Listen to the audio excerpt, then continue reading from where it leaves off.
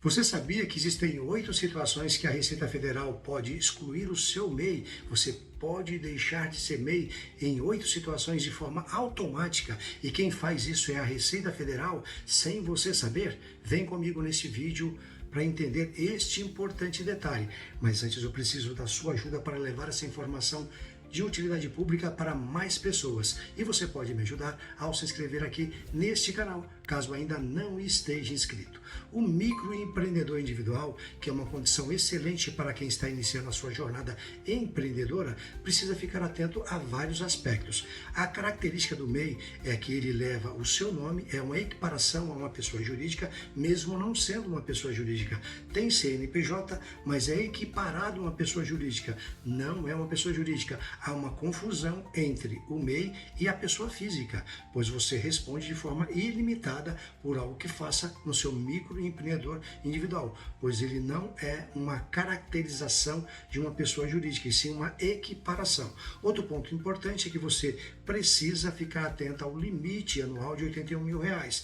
Você só pode contratar um empregado e deve observar as obrigações que deve cumprir todo ano, que é entregar as declarações anuais, ficar atento em relação às suas obrigações também, que talvez você não perceba que tem importância, como por exemplo, emitir notas fiscais. Agora, estas 8 situações que nós vamos falar aqui sobre a possibilidade da Receita Federal excluir você de forma automática, excluir o seu MEI, o seu microempreendedor individual, de forma automática. Isso significa dizer que você vai perder essa condição, não vai mais poder continuar atuando como microempreendedor individual, passa a ter uma outra condição de uma empresa normal, onde você deve ter mais cuidados ainda. A primeira situação é assim, quando você participa de uma outra empresa, o MEI não pode ter participação societária. Você que é pessoa física e vai abrir um microempreendedor individual, não pode participar em outra empresa, mesmo na condição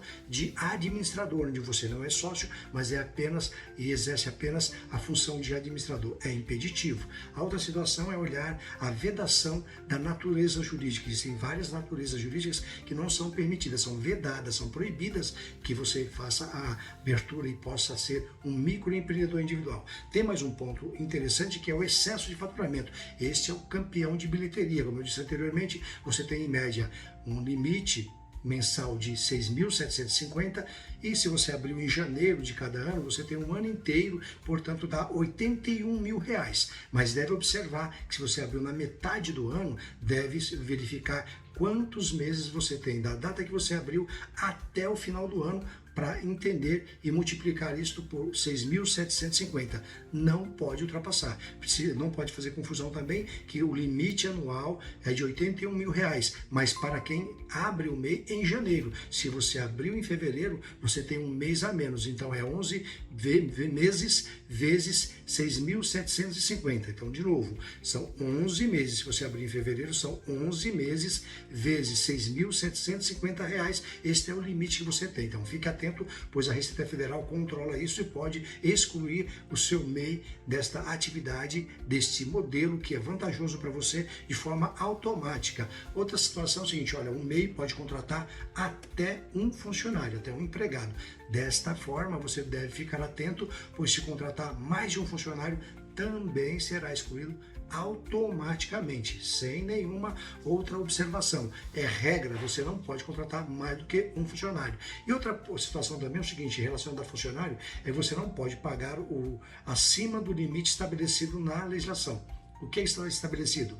Ou você paga o salário mínimo, ou você paga o piso da sua categoria, o que for maior. Agora você não pode pagar maior do que esses valores. Vamos imaginar que você constate que lá na atividade que você tem, a vinculação da sua atividade, da sua classe, está com o salário mínimo, com um valor acima do salário mínimo. Você deve estabelecer este como sendo o salário do MEI. Agora, se você achar que ele é uma pessoa legal, uma pessoa bacana, eu vou pagar um valor maior que isso, você estará excluído do Simples, aliás, estará excluído do Simples Nacional e, consequentemente, do MEI. Você passa a ter uma outra configuração de empresa. Outra situação também importante da atividade econômica vedada. Você tem atividade que não é permitida optar pelo MEI. Por exemplo, a advocacia. A advocacia não pode, porque trata-se de uma profissão regulamentada. Contabilidade também não pode, porque trata-se de uma profissão regulamentada. Então, fique atento, o MEI não pode ser arquiteto, porém o arquiteto não pode abrir um MEI para exercer a sua atividade. Ele pode até abrir um MEI para prestar outro serviço que não seja de arquitetura. Então, fique atento para não cair nesse ponto que pode excluir o seu MEI aí desta categoria que pode ser vantajosa continuar para você. Agora, a abertura também de filial. Se você pretende, o meu negócio está expandindo, eu quero agora abrir uma filial. Se você vai abrir uma filial, você tem uma caracterização de um negócio maior, porque o microempreendedor individual é o primeiro passo para você entrar no empreendedorismo. A partir do momento que você abre uma filial, você já perde a condição de ser microempreendedor individual. E o excesso de compras que você deve ficar atento em relação a isso, principalmente no primeiro ano. Primeiro ano da atividade, a Receita Federal acaba monitorando as suas compras. Se você tiver, se as suas compras ultrapassarem 80% do total que você vende, você já será automaticamente excluído do microempreendedor individual, terá que calcular seus impostos com uma nova categoria, tendo mais cuidados. Então é importante você ficar atento a todos esses pontos para não perder a condição do microempreendedor individual, que é uma bela de uma alternativa, principalmente para prestadores de serviços. Um prestador de serviço na condição de pessoa física pode pagar 27,5% de imposto. Se verificar qualquer outra categoria, vai pagar de 6% a 15%. Já como microempreendedor individual, estando dentro do limite estabelecido, que é R$ 81 mil por ano, que é equivalente a 6.750 por mês, você vai pagar quase nada, algo em torno de R$ 700 por ano, e assim você pode ter um baita de um resultado. Basta ter um planejamento estratégico, um plano estratégico, um pensamento estratégico, uma ideia, ter algo organizado para que você possa alavancar o seu negócio a partir do microempreendedor individual, que é uma excelente condição para quem vai dar o primeiro passo no empreendedorismo. Agora comenta aqui o que você achou desta informação. Ela foi útil para você? Se ela foi útil, deixe um comentário. Foi útil. E se você acha que ela pode ser útil para mais pessoas, sabe o que você pode fazer? Pode compartilhar com todo mundo o que você conhece, aqueles seus amigos e familiares que você tem, lá naqueles grupos do WhatsApp e do Facebook. Vamos espalhar essa informação de utilidade pública. Não esqueça de dar um gostei nesse vídeo e acionar o sininho, pois toda vez que nós postarmos um novo conteúdo, você ficará sabendo. E eu continuarei aqui gravando mais conteúdos para poder te encontrar num próximo vídeo.